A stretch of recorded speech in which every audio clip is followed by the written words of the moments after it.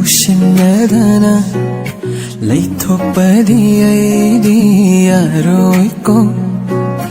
nungdi nungsijay fungbasu amde inakta changba fao kiribanido aina kangdokpa yengthokpa natato aina uhoba khanghoba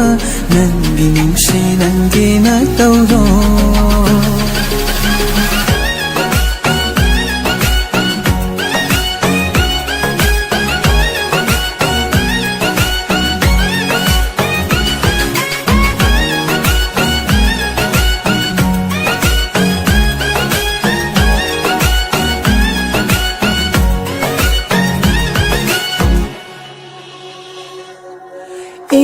Tapchabi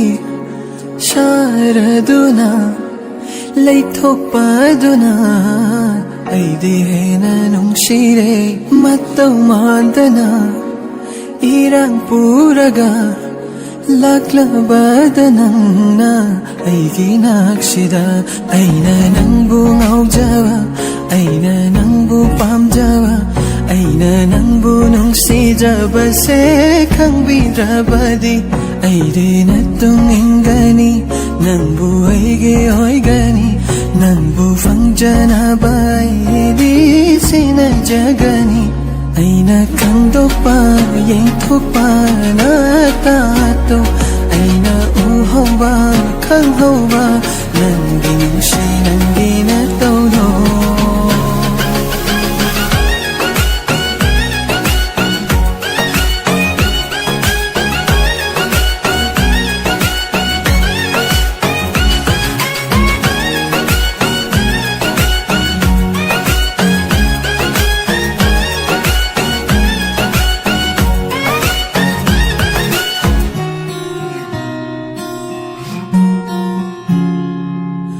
Wadi matangangdana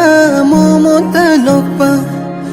tumin yeng bado ay nakalakpa Wadi matangangdana mumutanokpa tumin yeng bado ay nakalakpa nang bulakpa ngay bada pukning sewa jaydo nang buying pa pangjaba wakal se pengani hadalaira na koisho taubara somna aidi mabu tasingna nung sikramale aina kangdokpa yengthokpa natato